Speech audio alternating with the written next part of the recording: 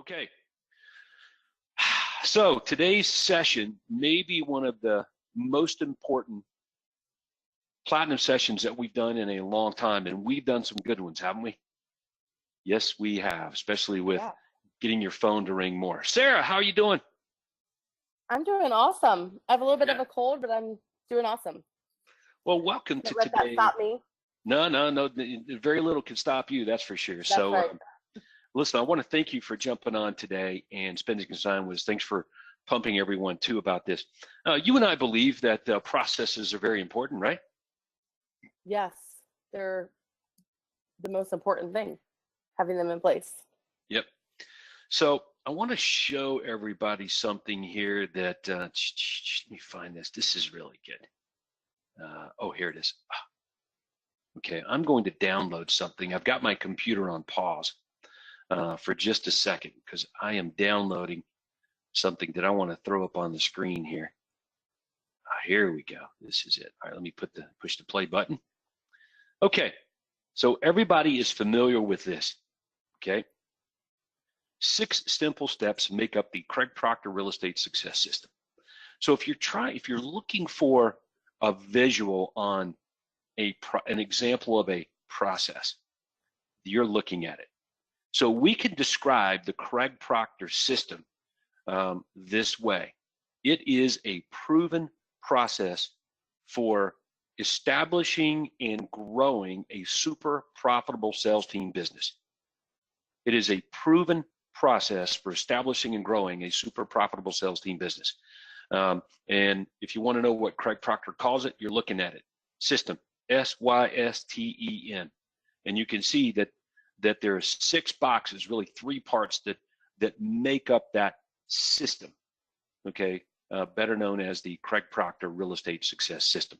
So you're looking at an example of a proven process that's documented, that's named, and it's illustrated, okay? And the people that follow it, like Sarah Reynolds, myself, and many others, really get rich in the process and elevate the lifestyles of many people, including those most closest to us in our business, okay? So did I do a good job, Sarah, of kind of explaining giving an example of process? Yep. It's what would happen during each step of the process, exactly what will happen, the system for what needs to happen during each step of the process. And it's actually truly creating a business versus something that just like happens sort of organically. It's more of like actually creating a business that can thrive and survive without even your involvement at times. So let's look at a couple of more examples. Then we're going to drill down, and I'm gonna flip it over to you and let you show some things that are some of your best processes for doing things. Let's look at a couple more. So I went here on the Craig Proctor website, coaching.com website, and I clicked on this resources tab, business resources. Okay, so people can follow along. And let me give you let's just look at a couple obvious examples so people can start to fine tune, get this in their head a little bit more. I'm going to look at the lead flow chart. Okay, so if I ask you a question and you're watching today's webinar, you're a platinum member, you're watching, and I ask you this question: what is your process for handling a lead? Okay, what is your process for handling a lead? In other words, you generate the lead, which is a different process. What is your process for generating leads? What is your process for handling the lead? What is your process for converting the lead? What is your process if the lead doesn't get converted to a signed agreement? And the list kind of goes on and on. Each one of these boxes, as a matter of fact, have their own checklist or processes for doing things. For example, how does the lead manager determine who's the best agent for getting this lead? There's a process for doing that, okay? What is the inside sales agent's process for following up the leads, okay?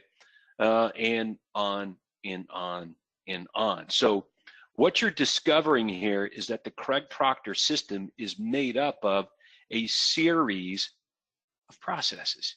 So your job as the team leader is to begin to understand all of the processes and then implement them throughout your business along the way, okay? So I like that's another good visual. I'll give you one more. one more, and this is the, let's look at the business autopsy. Let's look at this one. I like this one, I think, a little bit better. Yes, the universal business autopsy. Okay, so pretty simple. One of the things that I like to tell Platinum members, in other words, I'm programming Platinum members to do this, Sarah, and that is to create and keep and manage an issues list. We all have issues. Yep. Yep. We all have them. Yeah. So you keep, Sarah, you manage an issues list, and you use that issues list when you meet with your key people in your business once a week. And the goal of the meeting is to solve an issue.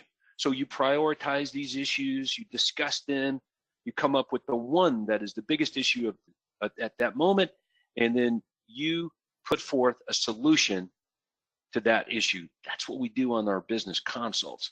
So if you're watching the webinar today and you're not showing up to your consults with your coach with an issues list going ahead of you to your coach, you're really missing out on what could be the ultimate consultation, which is to solve an issue.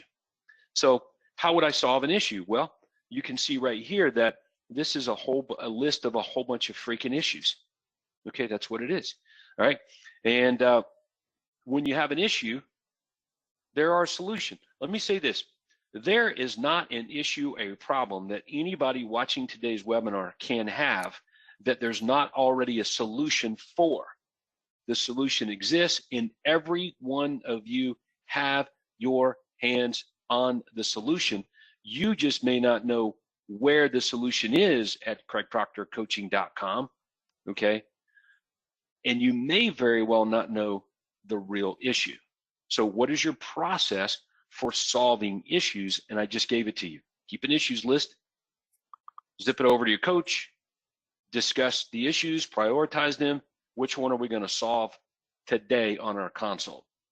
Issues, solving system. Issues, solving process. Process for solving issues. There you go. So everybody's starting to get it now. Yes, there is a process for pretty much everything. All right, now Sarah, when we onboard Platinum members, so somebody's in coaching, they like the Craig Proctor system, they get pretty excited about what all this thing can really do for their lives and others, and they're like, you know what, I'm ready to be a lifer here, I want to be in Platinum. Okay, so they make that move, they become Platinum, and they're like, okay, now what do I do? Well, there's a process that we have for moving people from coaching to Platinum. The consults change, the meetings are different, all right? And there's a plan for moving the business forward. And for the first 6 months, I call it the first 6 months checklist. This would be our process for pretty much guaranteeing that someone gets traction within the first 6 months to quantum leap their business. Let me repeat that. This is a process for guaranteeing that a Platinum member gets traction within the first 6 months to quantum leap their business. So the reason it wouldn't happen is if it's simple, we're not following the process.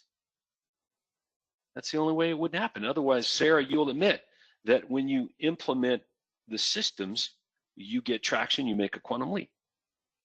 Yep.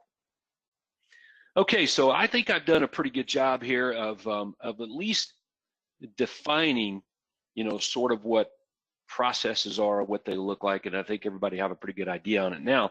I got an interesting question, Sarah, from one of our coaches, Brett Sarin, who was asking on behalf of one of his members, which was, hey, at what point should I really be concerned about processes? Is this an advanced thing, or is this something that I would need to know about from the beginning? So what do you think the answer is? Now. I mean, I would focus on it immediately, building your processes out. And if I had viewed my business like in 1,000 homes sold in a year business, it would have saved me a lot of time if I had built it that way from the beginning. Whereas I've had to redo processes, or in the beginning I didn't have any processes, but I had to redo a lot of processes, and it's taken a lot of time, versus if I would have done it from the very beginning, then it would have helped me grow even faster. So I say immediately.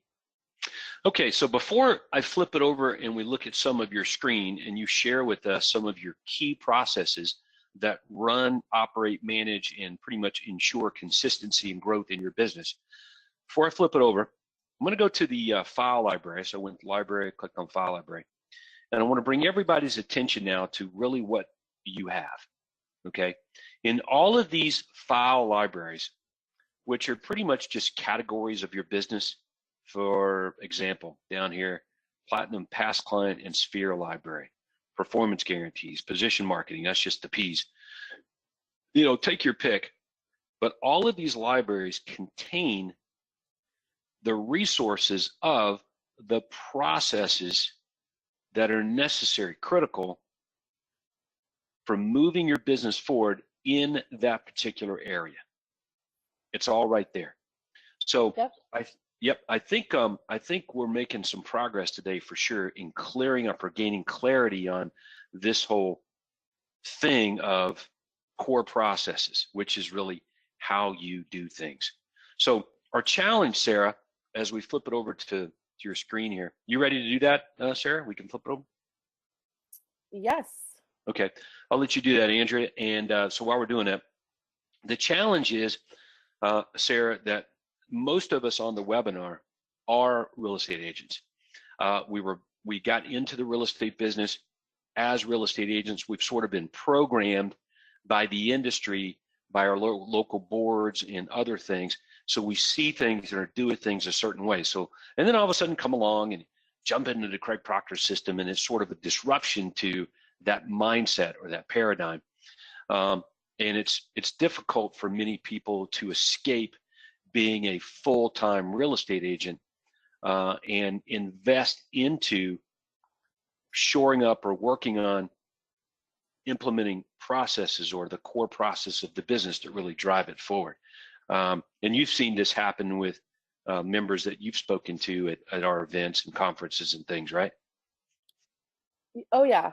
Yep. And Yeah. it's the difference between, in my opinion, truly building a business that's like those without processes is just, it's 100% relying on you and what's in your head to happen. So if you're not there and your head's not there, then that means that your business isn't running. Whereas, you know, I'm able to, you know, go to all the titanium events and go to different things and go on vacation a lot and things like that with my family, and my business continues because everything is a process and then the team works the process. Mm-hmm. And that's the biggest difference. If you want a true business that can really work without you, then you have to build one based on processes. Mm-hmm.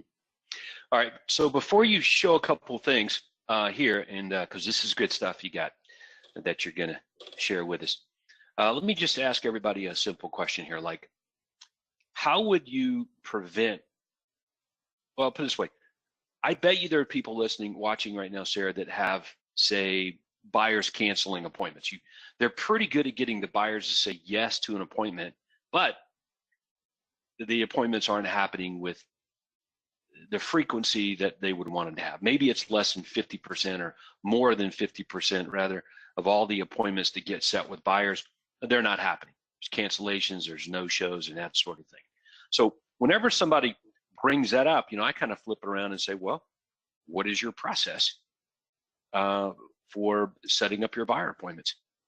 And that reveals many times just the simple answers of, well, you know what, I don't really have a good process for making sure the appointment happens.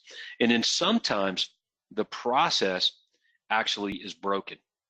In other words, there's an activity within the actual process itself that needs to be changed. So that's why it's important to have an activity plan or a checklist, which is really a given process for how to do things. So how do you prevent buyers from canceling appointments? Well, what's your process for it? Well, scheduling the appointment in less than 48 hours, reiterating the USP before we hang up the phone, be willing to go meet them at their house or apartment. Those will be all things that are part of our buyer process, for example. And you know a thing about this because you've been able to dissect your the stuff that doesn't work real well in your business, you've been able to go back to, well, let's analyze how we're doing it. Did I get that right? Yeah, so I mean, I was pulling this up while you were talking because just a recent example on my team, it was all of a sudden we started having, like, we would book a listing appointment and then the seller was calling us like a day or two before and canceling the listing appointment. And that's very unusual for a listing appointment to be canceled on our team. That's not normal, right? So it happens the first time, okay. Happens the second time, I'm like, Happens the third time, I knew that something was off with our process, right? Or our process isn't being handled. So this is our seller qualifying questions sheet that our ISAs have to go through when they book an appointment. On the sheet, it asks, the script is, we are going to be doing a fair amount of work in preparation for our meeting. So please do not sign anything with any other realtors before we have had a chance to meet, okay? And so I went out to my ISAs and I said, okay, guys, we've gotten away from our process, away from our scripting, because clearly you guys aren't making the seller promise you not to sign anything beforehand. And they said, no, we are, we are doing that. And I said, no, there's no way you are, because our process works. And if you were doing that, then we wouldn't be having these cancellations. So sure enough, I pull up the 3 that canceled, I pull up the recordings, and on all 3 recordings with the seller, the ISA did not follow this. And that's what the great thing about having processes for every single thing you do. When something goes wrong, you can pinpoint it very quickly as to either what's not happening, or at times we've had to pivot the process, right? If a market shifts or something like that, to change something. But most of the time, if we're having an issue, it's because there is a failure from my team's point of view, from them not following the process. So that's just one example when you said that I wanted to mention, and I can give a lot of them, but that's one recent example on our team. Okay, well, let's. I know you've got a couple others that you've pinpointed to share. Let's let me stick with that one for a minute, and let's say, okay, done. We've got the buyer appointment, and we go and we meet with the buyer. We get them to sign a buyer agreement. I've had some platinum members in the past say things like, well, I'm doing a good job getting the buyers, to sign these buyer agreements. I've got like 20, 30 buyer agreements, per each one of my OSAs, but they're just not buying the houses. Like, they're not getting out the door and going and looking at homes. And if they are, they're not buying. So obvious question is, what is your process for getting buyers out the door to go look at homes? Obvious question. And the answer to those questions still reveal process or lack of process or broken process or whatever it might be. So, for example, some agents may say, well, before I go show them houses, I got to get them pre-qualified. Okay, well, maybe that's a problem. Some people say, well, after I told them I was going to get them set up on the home hunter service, so I got to do that first and send them emails, and then we go through the emails and determine what to go buy. All right, but those could be contributing factors to why people aren't going out and looking at homes with you, is because you're basically don't have a process for it. It's a process to get people pre-qualified, or it's a process to set them up on emails. Here's a simple one. If you want a process to go show buyers houses, then while you're at the buyer appointment, after they sign the agreement, say, okay, what are you doing Saturday morning, 10 o'clock? Let's go look at houses. Just put the appointment time and date right there on the VIP buyer agreement and have them initial it. Now everybody on the team knows when we're going to look at houses. Simple process to going look at houses. So Sarah, I know that you guys are experts at this and it's going pretty well. Yeah, so one of the things that we implemented on that front is, like, on our VIP buyer agreement, we actually have the date that they're showing homes. I see it there. Yep, and that the buyer initials and the agent initials. And because what we found is that the buyers that we're getting under contract the fastest obviously are the ones that we're getting in the car the quickest to actually go look at homes. And so part of our buyer agreement process is for us to have the date.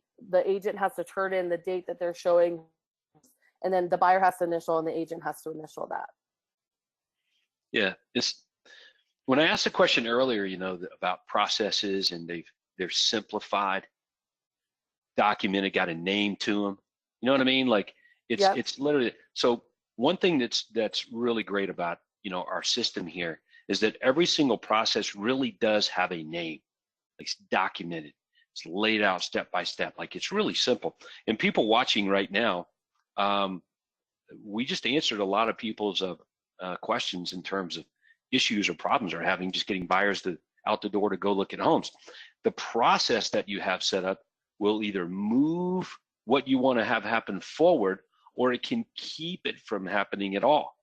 So just to point out here that what you're looking at with Sarah's VIP buyer agreement, the process is to convert a buyer to a client and immediately get them out the door to go look at homes, right? It's all right there. Everything that she wants to happen right there in writing, simple to follow, easy for everybody to see and do. And that's how we troubleshoot these issues, if we're having them at all, by analyzing process. All right, that's pretty good stuff. So I wanted to get a couple of those things out there just so people can get some better examples of this. All right, Sarah, you're really good at this, and you spend a lot of time as a team leader on it. So before you show us what you got, I want to deal with that. If I'm a real estate agent and I'm really busy being a real estate agent, oh my gosh, I'm so busy, selling houses. How do you have time, Sarah, to actually work on these processes?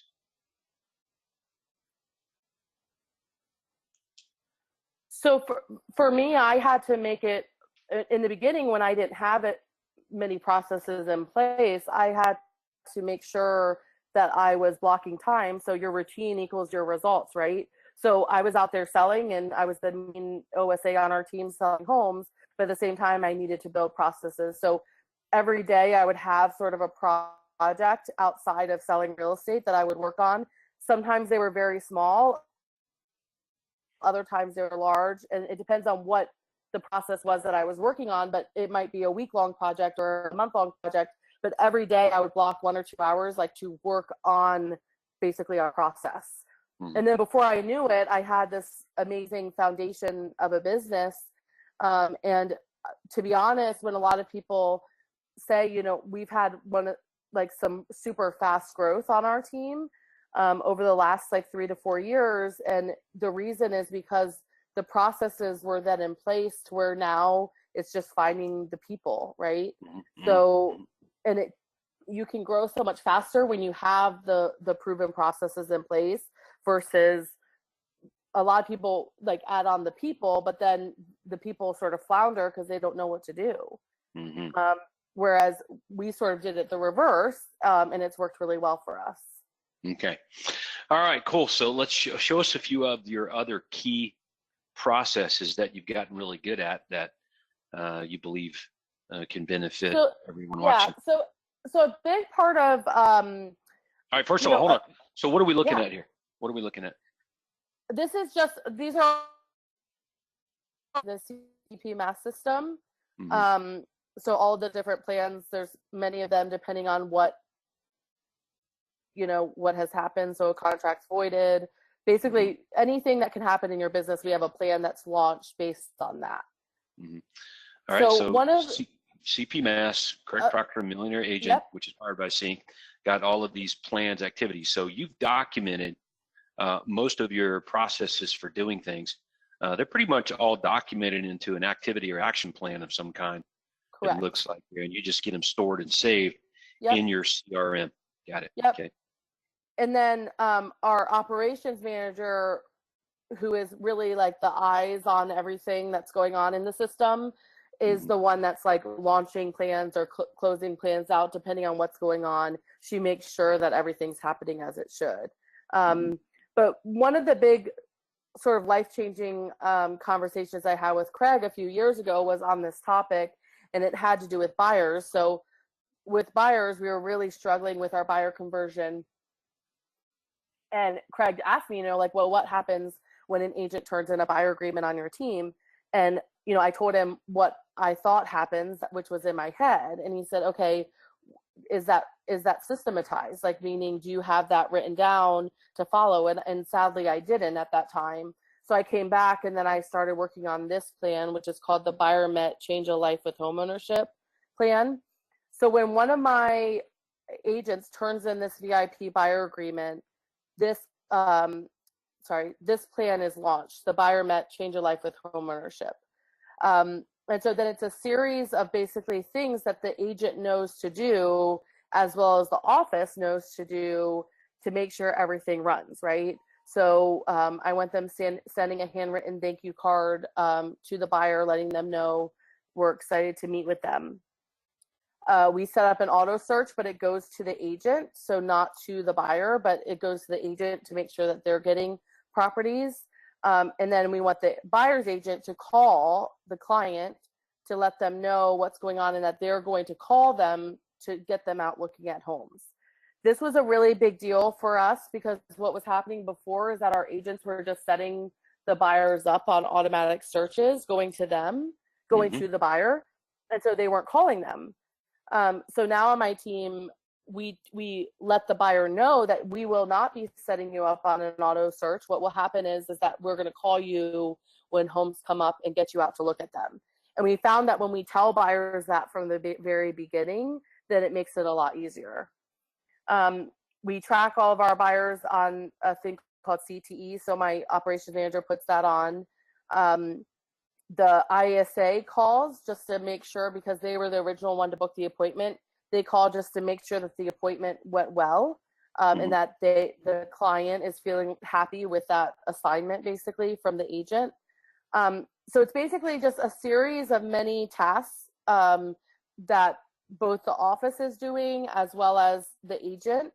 But then what it turns into is that a lot of agents, our goal is to have a buyer under contract within 30 days. So they get this once the plan's launched. The 30-day race starts now. Find homes to show, call buyer, and then it's a series of them searching for homes and calling the buyer, as well as us checking behind them to make sure that that's happening. So this is one example of one of the plans. Do you have any questions on this, Todd? Well, I'm trying to play, devil's advocate a bit and play a little bit dumb on this. Yeah. And I don't mean that in a negative way, but there's a starting point for everyone watching this. And you have added things to your process along the way that fit, number one, the personality of your people, the marketplace in general, depending on days on market, inventory levels, and what your core values are, what's most important to you to do a great job for these buyers. So I want to point that out to everybody. Like, whatever you want, whatever your vision is for how things should work, can be part of a process. But we can also muck it up by putting too much on there, too much stress on people, making promises we can't keep, and that sort of things. A couple of things I'll point out here is that, yeah, it's one thing to have people set up on automatic searches, but you and I both know that emails don't sell houses. So Yep. The agents have to be calling the buyers, going out, looking at homes.